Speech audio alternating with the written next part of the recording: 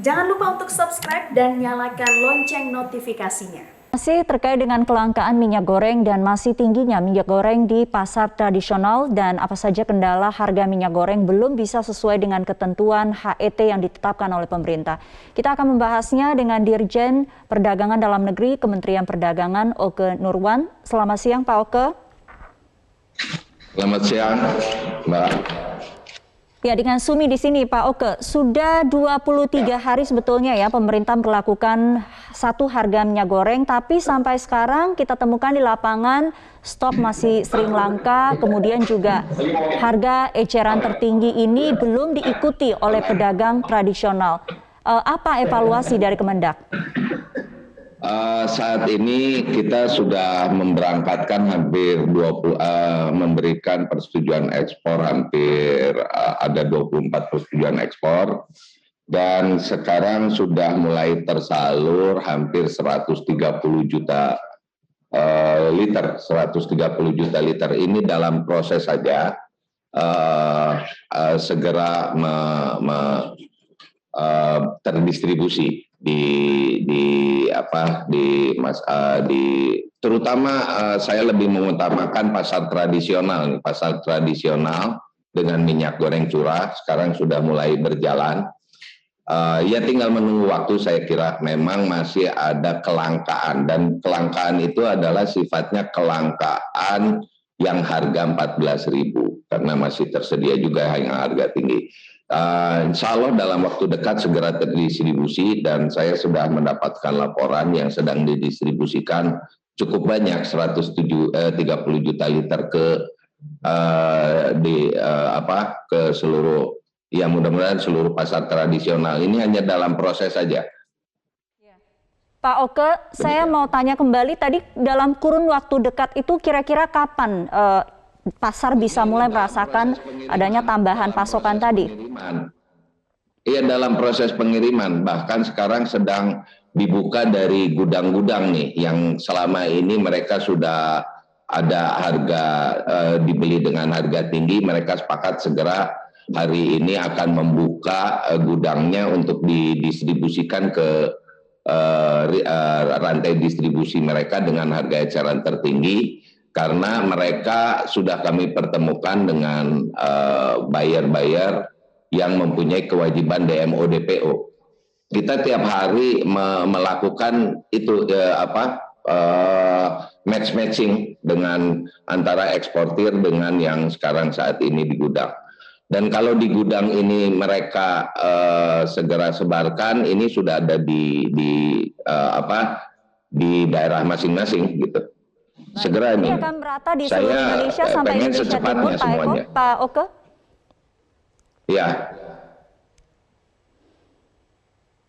Ini akan merata ya Pak Oke ya, akan merata di seluruh wilayah Indonesia sampai ke Indonesia Timur ya? Ya, seluruh wilayah Indonesia. Tadi saya dapat dari perusahaan-perusahaan yang sudah mereka ada yang sudah di gudang di Ambon, ada yang sudah di gudang di Papua, dan mereka akan segera mengirimkan ke retail. Karena sudah kami pertemukan dengan eksportir yang membutuhkan DMO gitu.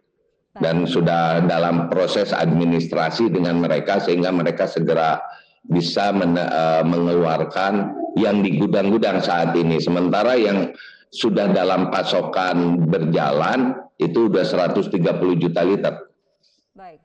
Pak Oke, sebetulnya banyak pihak mengapresiasi niat baik dari pemerintah untuk menetapkan satu harga minyak goreng, tapi mengkritisi dari sisi distribusi dan juga stok yang ada bahwa pemerintah tidak menguasai distribusi yang ada sehingga terjadi kelangkaan. Bagaimana Kemendak menjawab ini?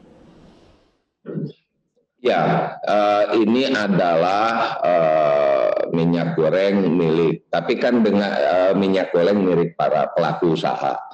Tetapi yang bagi eksportir ini, karena ini kalau tidak salah yang meminta persetujuan ekspor dan membutuhkan DMO DPO itu ada 190 ngantri. Dan sekarang hari kemarin itu baru dikeluarkan 23 persetujuan ekspor yang telah melakukan DMO 20%-nya yang dengan DPO-nya yang kita tetapkan. Artinya 23 itu sudah mulai melakukan eksportasi dan DMO-nya sudah kita salurkan, dan tentunya mereka memerlukan waktu untuk menyalurkan sampai ke dari seluruh wilayah Indonesia. Pasti memerlukan waktu, sehingga tadi di lapangan masih yang belum masuk, masih banyak yang memperdagangkan di atas HET. Pak Oke, sejauh ini pengawasannya terhadap distribusi dan juga para produsen itu seperti apa? Jangan sampai nanti ada yang mencari kesempatan menahan stok yang ada, Pak Oke? Tidak ada niatan dari para distributor ini untuk menahan, karena tidak ada untungnya. Biasanya kalau mereka menimbun itu menunggu harga tinggi, sementara harga sudah ditetapkan dengan harga eceran tertinggi. Mereka belum berani mengeluarkan karena belum ada pembelinya yang kita wajibkan melalui eksportir. Ini hanya matching aja yang tiap pagi kami lakukan matching, dan ini harus bisnis to bisnis memang. Tapi kan ini yang eksportir mencari distributor, distributor mencari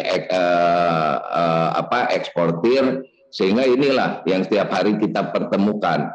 Karena kadang-kadang eksportir itu tidak mempunyai minyak goreng, tidak mempunyai CPO, sementara para distributor ini tidak ada kaitannya dengan ekspor, gitu kan. Nah, ini yang kita lakukan matchingnya. Itu kita lakukan dan kita awasi terus.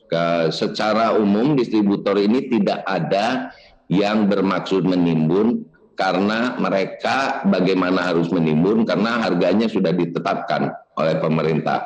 Sehingga sekarang para distributor ini mau mengeluarkan setelah ada selisih harga yang diambil oleh para eksportir. Itu aja. Pak Oke, bagaimana kemudian Kemendak akan menjamin bahwa stabilitas harga ini akan terus berlangsung, kemudian stoknya juga aman di lapangan, apalagi mengingat kurang dari 2 bulan kita akan memasuki bulan puasa?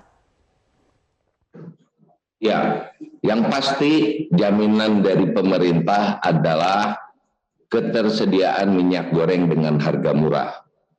Itu akan berlanjut terus, tidak ada batasan waktu, gitu kan. Hanya mungkin mekanismenya yang berbeda-beda. Nah, mulai dari Permendag 01, 03, dan sekarang Permendag 06. Dan dengan Permendag 06 ini yang akan menyiapkan itu adalah kita ikat kepada para eksportir melalui DMO dan DPO. Manakala ini sudah berjalan, tentunya tinggal matching aja. Jadi kepastiannya kepada masyarakat ini harga tetap terjangkau di tingkat maksimum 14.000 kita pastikan, jamin. Hanya mungkin nanti mekanismenya saja yang berbeda-beda. Baik, terima kasih Dirjen Perdagangan Dalam Negeri Kementerian Perdagangan Pak Oke Nurwan untuk waktunya di Metro Siang.